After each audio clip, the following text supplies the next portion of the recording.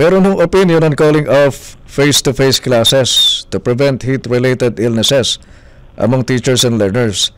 Ano ba ang stand ng National Parent-Teacher Association dyan? Ang actually po, no, kung talaga pong i-resolve yan, ang diferensya po na private school, wala pong problema dahil naka-aircon. So why not gawin nating aircon yung ating mga ang ating mga public school, Oo naman. Kasi kulang po tayo eskwelahan kasi meron namang LGU at saka meron namang mga PTA Correct. na kaya mag-support sa nagawing aircon ng mga school, in local government po.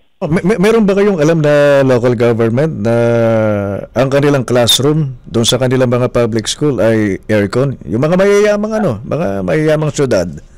Sa Pasay po, 50% na po ng aming mga school rooms ay naka-aircon na po, At Public school yun, public school po. Yung ating mga kindergarten po dito sa ating NCR, sa mga probinsya, sa mga lahat-lahat po, naka-aircon na rin po.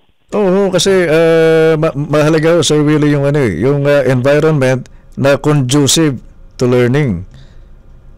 Wala pong istorbo kapag kami duman, alikabok, lahat. Kasi kaya po, isa po ito sa nagpapaimbita na lalo pong gusto ng bata na sa eskwelahan sila. At kaysa po nasa bahay mainit.